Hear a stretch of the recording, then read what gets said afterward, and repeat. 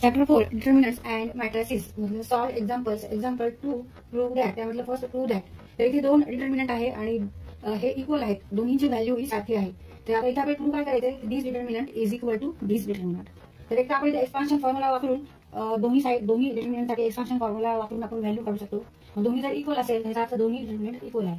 पण त्यासाठी आपल्याला भरपूर वेळ जाणार आहे, कारण हे सॉल्व करायचं, नंतर हे सॉल्व करायचं आणि इक्वल आहे का नाही बघायचं. त्यापेक्षा आपण काय करायचंय, हा डिटर्मिनंट घ्यायचा आहे आणि ह्याच्यावर आपण काहीतरी प्रॉपर्टीज वापरायच्या. डिटर्मिनंटच्या प्रॉपर्टीज वापरून त्यांचे ऑपरेशन्स करून इथे आपण हा डिटर्मिनंट चेंज करू ह्या डिटर्मिनंटमध्ये. इथे वापर कशाचा करायचा आपल्याला, यूज प्रॉपर्टीज ऑफ डिटर्मिनंट. आणि त्यानंतर ऑपरेशन्स जे आहेत आपण डिटर्मिनंट वर जे ऑपरेशन्स करतो, म्हणजे रो 1 चेंज केला, इंटर चेंज केला, ते सर्व आपल्याला इथे त्याचा इथे वापर करायचा. तर आता इथे डिटर्मिनंटचे एलिमेंट्स बघा, इथे 1 1 1 ए बी सी, इथे B C C A B. आणि ह्या डिटर्मिनंटचे एलिमेंट्स बघा, घटक बघा, 1 1 1 A B C, A square B square C square. म्हणजे इथे हे जे दोन कॉलम्स आहेत ह्या दोन्ही डिटर्मिनंटचे हे सारखे आहेत. इथे 1 1 आहे तर इथे पण 1 1 आहे. नंतर इथे ए बी सी आहे तर इथे सुद्धा ए बी सी आहे. हा first column second column, first column second column. Third column मध्ये फक्त चेंज आपल्याला करायचं. इथे बीसी आहे तर बीसीच्या ऐवजी इथे ए स्क्वेअर आलेला आहे. तर आता आपण इथे ए स्क्वेअर आहे, तर इथल्या रो मध्ये आपण काय चेंज करू शकतो की ए स्क्वेअर आपल्याला पाहिजे. तिथे आपण ए जर मल्टिप्लाय केलं, 1 into A into A square, A square मध्ये हे झालं आपलं. मग इथे एबीसी या पद्धतीने आपण हे सॉल्व करू. मल्टिप्लाय करतोय तसंच आपण त्याला डिवाइड पण करायचंय. आणि 1 ए आपण इथे डिटर्मिनंटच्या बाहेर घेऊ. 1 ए. आता डिटर्मिनंट मध्ये आपल्याला फर्स्ट रोला काय करायचंय, मल्टिप्लाय करायचंय ए नी. इथे काय एलिमेंट होणार, ए 1 इंटू ए स्क्वेअर आणि एबीसी. आता परत इथे आपल्याला ह्या रो मध्ये बी स्क्वेअर पाहिजे. मग आता कशाने मल्टिप्लाय करणार आपण, बी नी. जर बी नी मल्टिप्लाय केलं तर बी नी पण डिवाइड करायचं. पण आपण बी हे डिटर्मिनंटच्या बाहेर घ्यायचं आणि बी नी आपण स्क्वेअर करून घ्यायचा इथे बी स्क्वेअर मध्ये. आणि त्याच पद्धतीने आपल्याला सी स्क्वेअर पाहिजे तर आपण ह्याला मल्टिप्लाय करायचं सी नी, थर्ड रोला. म्हणजे 1 सी इंटू सी, 1 सी डिटर्मिनंटच्या बाहेर घ्यायचे आणि ह्या रोला सी ने मल्टिप्लाय करायचे. R1 change to A R1 म्हणजे ए नी आपण रो R1 आहे जो आहे R1 म्हणजे फर्स्ट रोच्या एलिमेंटला आपण ए नी मल्टिप्लाय करणार आहोत. ए नी जर मल्टिप्लाय करणार आहोत तर त्याने डिवाइड पण करावं लागेल. तर आपण डिटर्मिनंट बाहेर घ्यायचे. 1 into A square ABC and write remaining element as it is. इथे काही चेंज करायचं नाही, फक्त आपण फर्स्ट रो मध्ये चेंज केलेला. आता सेकंड रो मध्ये इथे आपल्याला बी स्क्वेअर पाहिजे. आता काय करू, आपण याला बी नी मल्टिप्लाय करू. आता ऑपरेशन डिझाईन कसं लिहिणार, रो R2 चेंज करतोय, R2 change to B R2. इथे आपण आधी operation into R2 change to B R2. 1 A into 1 B. हे दोन रो हा आणि हा रो तसाच ठेवायचा, फक्त मधला रो आपल्याला चेंज करायचा. ए स्क्वेअर एबीसी. आता हे बी नी मल्टिप्लाय केले, इथे डिवाइड पण केले आपण. बी नी मल्टिप्लाय केले 1 इंटू बी स्क्वेअर बी इंटू सी ए मीन्स एबीसी. मग इथे आपण एबीसी लिहू असं, म्हणजे आपल्याला सोपं जाईल. एबीसी आणि थर्ड जो रो आहे तो तसाच लिहायचा 1 सी आणि ए बी.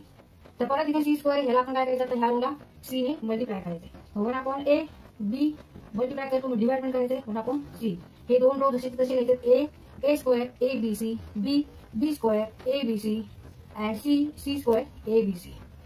आता ह्याच्यामध्ये काय, ह्या मध्ये काय कॉमन आहे की ते एबीसी असं कॉमन आहे. ह्या कॉलम मध्ये सारखाच एलिमेंट आहे. मग तो आपण डिटर्मिनंटच्या बाहेर घेऊ. आणि ते लिहिताना ए इंटू बी इंटू सी, कारण हे सगळे डिनॉमिनेटरला आहेत, छेदस्थानी आहेत.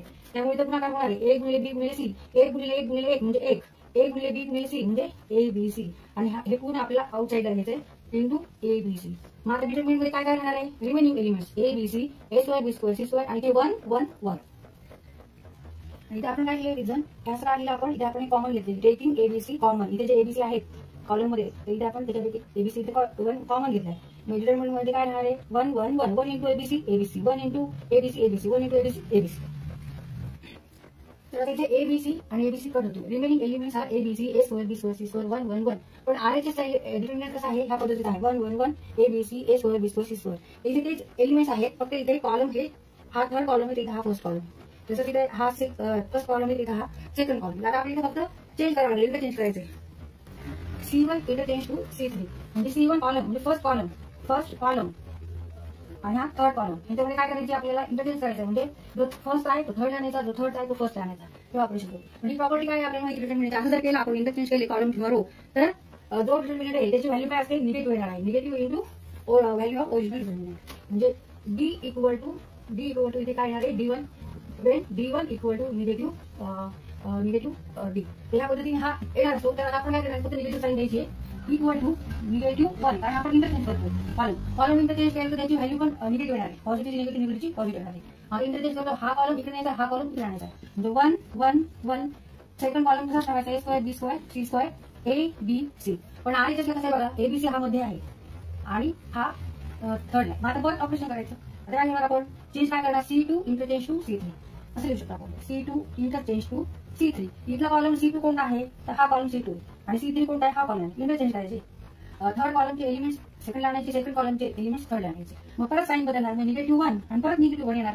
मग 1 1 1 A B C A square B square C square. Negative negative become positive. दोन ऋण संख्यांचा गुणाकार धन असतो. Multiplication of two negative number is positive. Therefore LHS equal to RHS. Negative negative become positive. इथे काही लिहिण्याची जाईल, पॉझिटिव्ह 1 लिहायची गरज नाही, नुसतं असं सोडून द्यायचं आणि right determinant as it is. 1 1 1 A B C A square B square C square and it is equal to RHS. Therefore LHS equal to RHS. तर ह्या पद्धतीने आपण हा क्वेश्चन सॉल्व्ह केलाय, प्रूव्ह केलाय. LHS side equal to RHS. Prove that this determinant is equal to this determinant. मग ह्या determinant वर आपण काय केलंय, ऑपरेशन्स केलेले ह्या determinant आणि it is equal to RHS. म्हणजे हा determinant आपण इथे आहे हे प्रूव्ह केलंय. तर पहिल्यांदा कोणतं आपण हे केलं operation, R1 change to A. A आपण मल्टिप्लाय केलं रो फर्स्टला, म्हणजे रो फर्स्टला A मल्टिप्लाय केलं, डिवाइड पण केलं मग त्यामुळे A स्क्वेअर ABC हे दोन्ही रो तसेच केले. परत B मल्टिप्लाय केलं, मग आपण B आणि B मल्टिप्लाय केलं, डिवाइड पण करावं लागेल. सेकंड रोला आपण इथे मल्टिप्लाय केलं, B स्क्वेअर ABC हा रो तसाच ठेवला. परत इथे C स्क्वेअर पाहिजे म्हणून आपण काय केलेलं आहे, C मल्टिप्लाय केलं म्हणून आपण C आणि C स्क्वेअर ABC. आता इथे ABC तर आपण हे बाहेर घेऊ शकतो, कारण सारखे एलिमेंट म्हणजे आपण हा एलिमेंट बाहेर घेतला ABC. ABC divided ABC equal to 1, म्हणजे हा डिटरमिनंट आपल्याला आता मिळाला. आता ह्याच्यात परत आपल्याला चेंज करायचा आहे. आता इथे ABC कट होती, डिटरमिनंट आपल्याला हा मिळाला ABC A square B square C square 1 1 1. पण RHS चा डिटरमिनंट ह्या पद्धतीचा आहे 1 1 1. हा जो कॉलम आहे तो फर्स्ट कॉलम आहे आणि हा जो कॉलम आहे हा सेकंड कॉलम आहे. तिथे आपल्याला फक्त इंटरचेंज करून घ्यायचे कॉलम आणि प्रॉपर्टी वापरायची डिटरमिनंटची.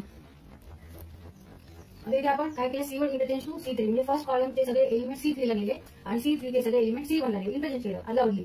मग इथे C1 कोणता आहे, ABC आहे. C3 कोणता आहे, 1 1 आहे, म्हणजे 1 1 इथे आणायचे, ABC इथे न्यायचे. हा इथं तयार झाला. पण इथे प्रॉपर्टी काय आहे, जेव्हा तुम्ही असे इंटरचेंज करता तेव्हा त्याची व्हॅल्यू निगेटिव्ह येते, कारण हा पॉझिटिव्ह निगेटिव्ह येणार, निगेटिव्ह लिहिला पाहिजे. त्यामुळे -1 मल्टिप्लाय हा चेंज जो केला आहे.